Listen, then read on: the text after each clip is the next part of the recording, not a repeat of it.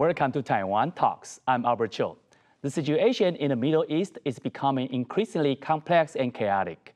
Hamas leader Ismail Haniyeh was assassinated, prompting Iran, one of Hamas' major supporters, to pledge revenge against the suspected perpetrators, who are believed to be Israel.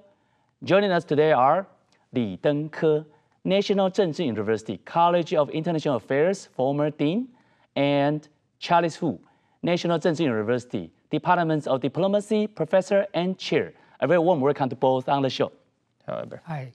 The U.S. State Department has announced that Congress will approve $3.5 billion in aid for Israel to purchase American weapons and equipment, while backing its ally Israel during the Gaza conflict. The U.S. is also seeking to use diplomatic measures to prevent the situation from escalating further. The Middle East situation appears to be at the risk of rapidly escalating into a larger conflict. So my first question goes to Professor Lee. So how do you evaluate, analyze the current situation? The current situation in the Middle East is very dangerous indeed, because of the fact that the situation could be out of control if both Iran and Hezbollah launch a major retaliation attack against Israel and cause heavy loss of lives. Then Israel, in return, will launch very serious strike on both Iran and Hezbollah. Okay, then the situation will be out of control for sure. All right, Professor Wu, so following Professor Lee's analysis as a kind of starting, so what's your kind of further observation about the conflict might coming from Israel first, or you think that Israel will reserve the willingness to attack Hezbollah first? I mean, the current conflicts, I want to say also a war between Hamas and Israelis will expand if the Iranian government decided the second strike against Israel this time. Because we know in the early April, there was also a conflict between Israelis and the Iranian government. So in that one, we know that Israeli government bombed a building near the Damascus Iranian embassies, okay, and killing about 16 people. And also the high commander Zahid from IRGC. And Iranian government retaliate with a kind of pre-warning and shooting about 200 cruise and missiles to Israeli northern parts. People are guessing, also predicting whether this time, because Haniyeh was assassinated in Iranian territory, which kind of shows humiliations to Iran. And Iranian government say this time will be different because they also want, to tell the international society and also their proteges that can be tolerated a pro-Iranian Hamas leaders got killed in their territories. So I think political observers this time are guessing there are probably two scripts between the Iranian government and Israelis. First, probably Iranian government will cooperate with their proteges, for example, Hezbollah or Lebanese military allies, okay, to also shoot the missiles to the Israelis, since Iran is kind of further away from Israel, right, about 1,500 kilometers. However, they will probably cannot give a kind of deterrence to Israel. The second scripts probably they will urge or encourage their protege Hezbollah, which is a military groups in Lebanon, to declare a full-scale kind of attack on northern part of Israel. Then if, Lebanon, or we call it Hezbollah, get engaged in this kind of scales of wars, and we will predict it's not only the war between Hamas and Israeli governments. It will try to drag Lebanon, this country, into we call it a war, which will be not only a two parties, it will be a regional full-scale for war. I think this will, is possible and is forthcoming. Professor Lee, what's your analysis of the likelihood of this conflict escalating into a full-scale war? the chance of a full-scale war in the Middle East will grow or will increase if the ceasefire talks on the Gaza war fail to reach a final agreement. And that's the key issue, and also the key to stop the conflict from escalation. Hezbollah, both Hezbollah and Iran have made it clear that if a ceasefire on the Gaza Tree was reached, then they would change their policy toward Israel, especially Hezbollah. Hezbollah in the past has repeatedly argued that as long as Israel continues to attack Hamas, then they would take Israel in the north. So if a final ceasefire agreement is reached, then it would stop the escalation. On the other hand, the leader of Hezbollah insists that it would retaliate against Israel because of the fact that its military commander was assassinated by Israel.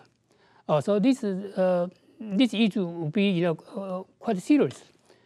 Some people will say Iran can control Hezbollah, because Hezbollah is Iran's proxy, but I doubt. Right now there's an internal debate among the Iranian government whether to launch a very serious retaliation attack against Israel or not. Some people argue, including the current president, if Iran launches a very serious retaliation attack against Israel and cause heavy loss of life, then Israel would retaliate against Iran for sure. And it would also cause a major damage or heavy loss of life in Iran. And this kind of retaliation against each other would hurt Iran's economy. Right now, Iranian economy right now is very bad shape. So they need time to improve their economy, and they want to have a full-scale war against Israel. On the other hand, the supreme leader of Iran, the Ayatollah Khamenei, has argued that Iran must retaliate against Israel and as serious as possible, because of the fact that Hamas' political leader was assassinated in Iran, and it hurt Iran's dignity.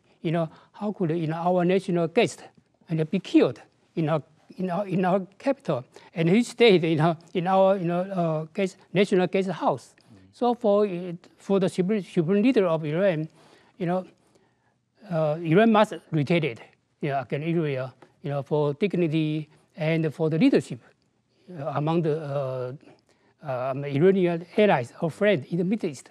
If Iran fails to do that, then Hezbollah say, how come the big brother, you do nothing, And the Houthis organization in Yemen also said, how come, big brother, you are our big brother, you must do something, right, for our own sake.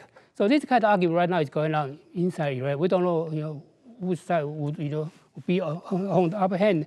But anyway, if ceasefire reached between Israel and Hamas, okay, in the near future, I should say as soon as possible, okay, then probably it will dismantle the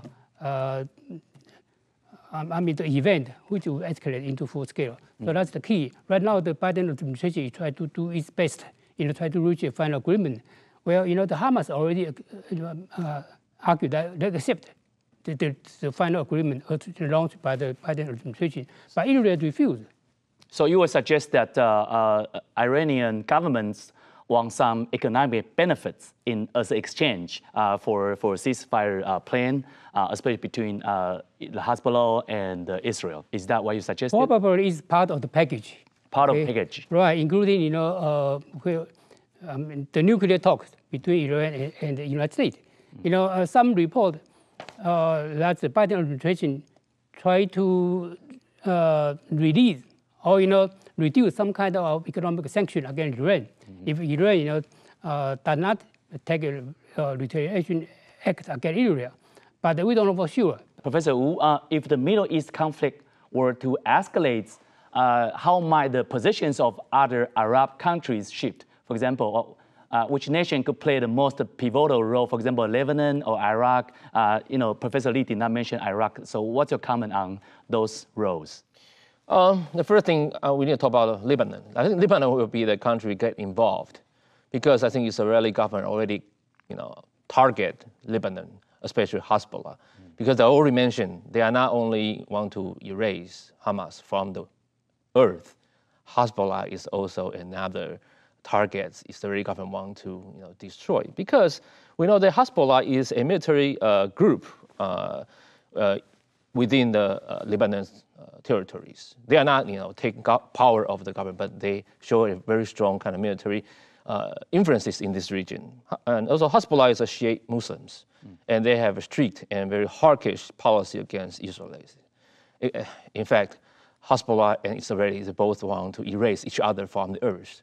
So, Netanyahu will probably want to use this time to expand the conflicts, to get, try to bring the Lebanon into the conflicts.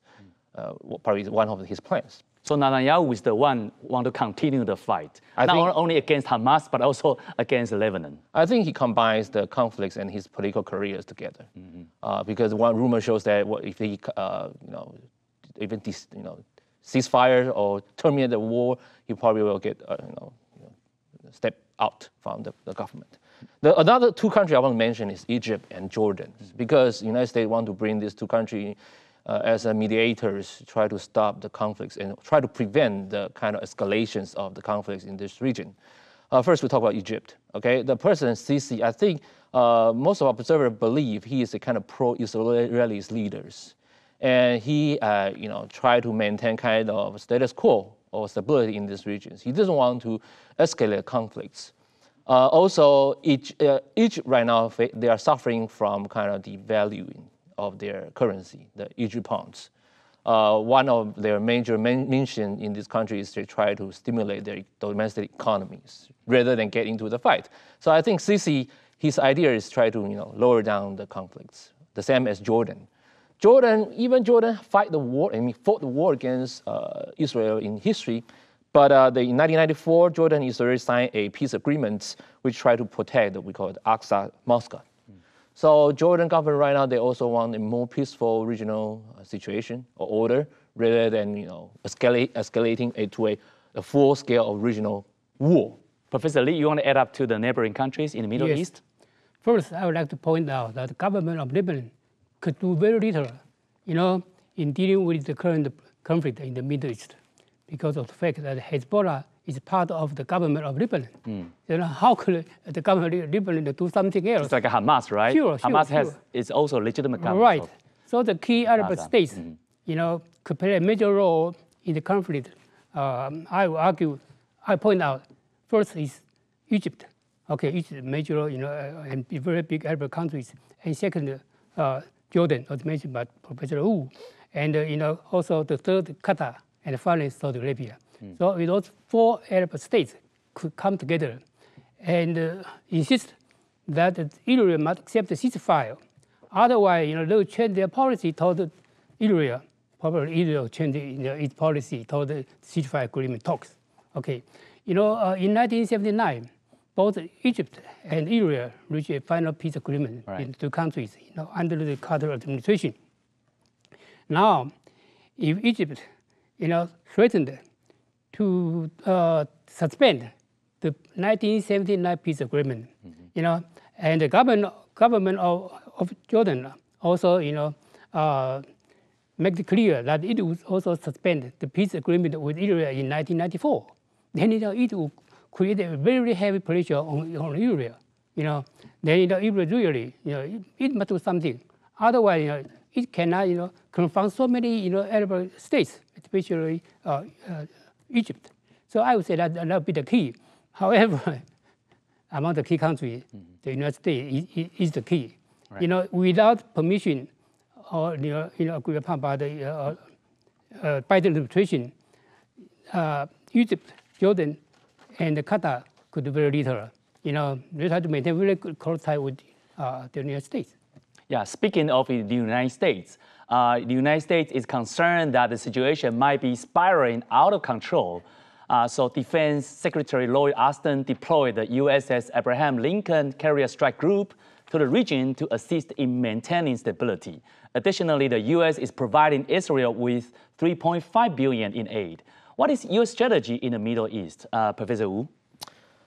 We know the Israelis always show their faithful and loyalty to the United States. Since the United States governments, the cross parties, both Republican and Democrats, they support the Jews and Israeli governments in histories.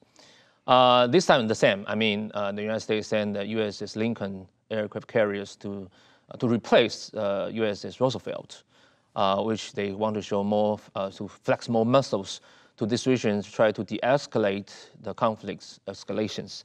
I think both Biden administrations and also the challenger Trump, they are talking these issues, using this as a debate during the campaign. Biden, we know that he will be the last few months for his administrations. He is a little bit earlier cripples. The one he wants to show is try to lower the conflict, try to use diplomatic truce to try to stop the conflicts. Then we need to look at the Harris administrations. What's their policies in the Middle East? I will say that it's not easy to solve the regional conflicts or regional hatred in a short time. But Harris she has to provide more clear and deepened strategies and also foreign policies plans on how to maintain the perpetual peace in these regions. So far, I can say Harris tried to just balance between the pro-Israelis and also try to show some mercy to Palestinians and also Hamas.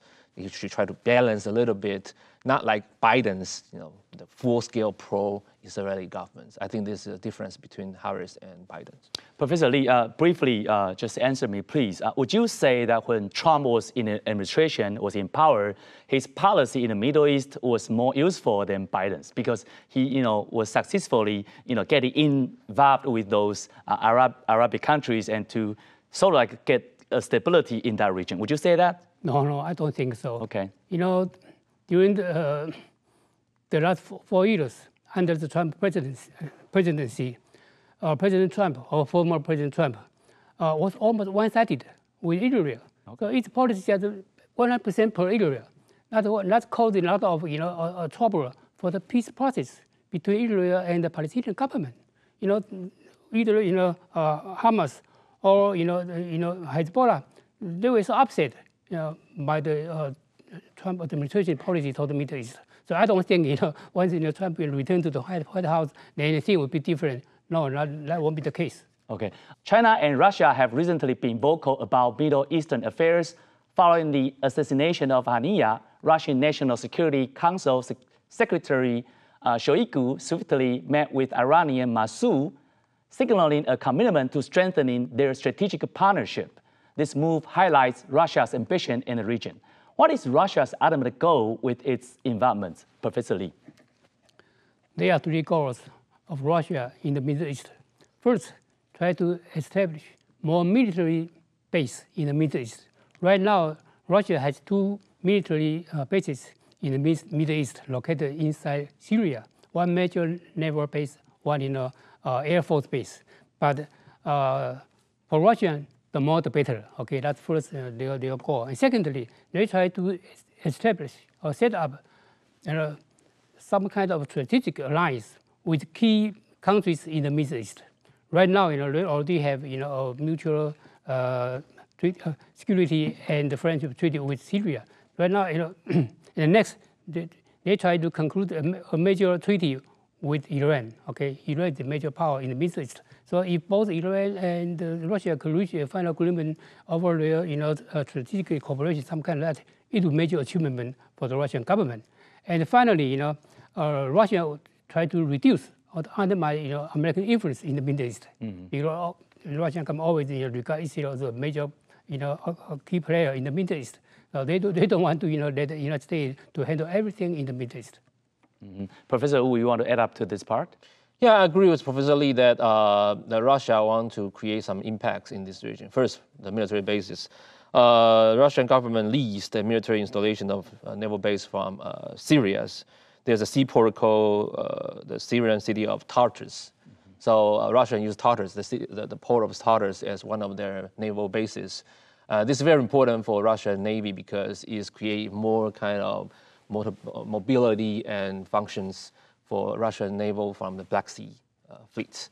And they can really compete against the United States in the Red Sea and also in the Mediterranean. The second one is, I think the Syrian government has a very strong allies. It's a very strong allies with the Russian, and Russia really want to, maintain this diplomatic relationship with Syrian governments. And third is when we talk about the trade relations, Russia has a very close trade relation with some Middle East countries right now. Iran, Saudi Arabia, Qatar. These are countries, they're not only doing trade, they're also doing some we call the oil and natural gas business. So I can say Russian, they're focusing not only the business or economic interest, but they also want to do one thing is they have very similar regime types. They are non-Western, we call it Western co-democracy, non-democratic regimes.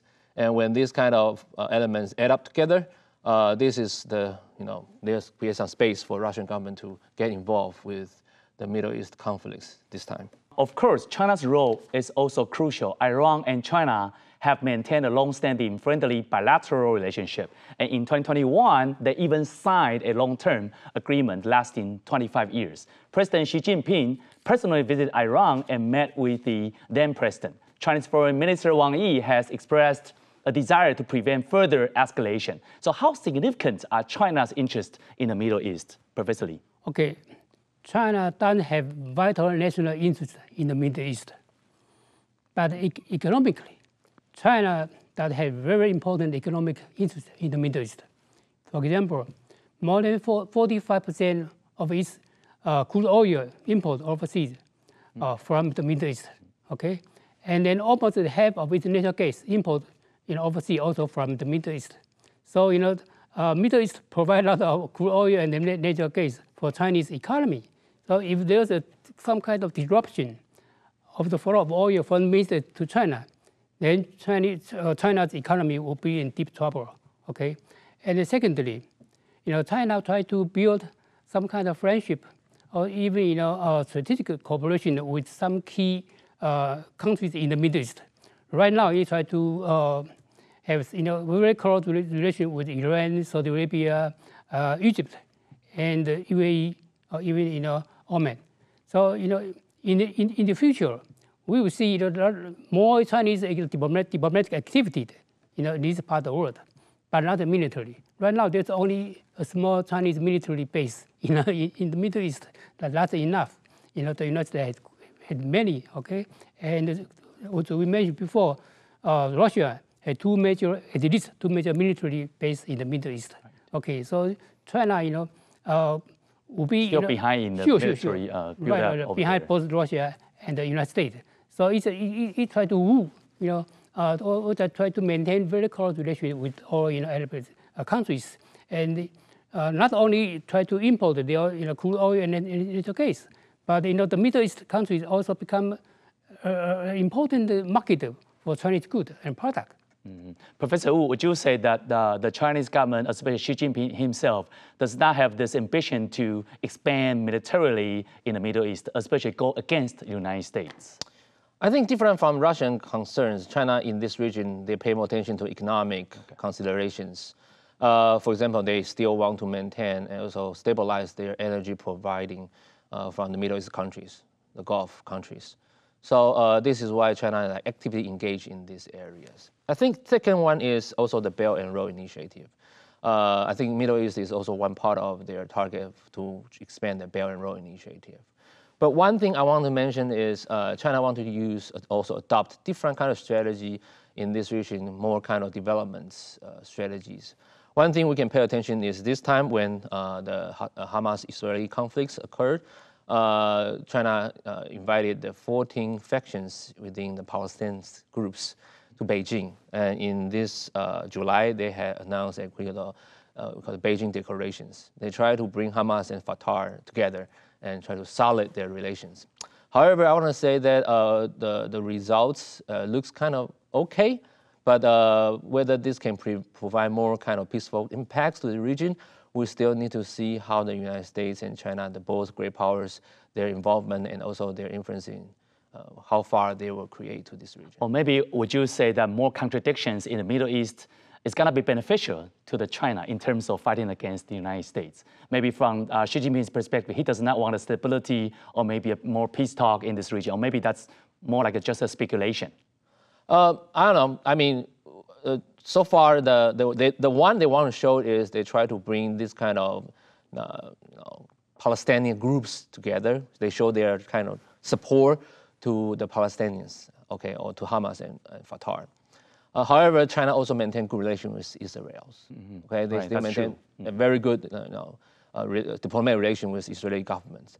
So the overall China wants to show a balanced strategies in the region, not pro any kind of groups of people or governments in this region. This is their policies. All right, briefly, add up to this. Yeah.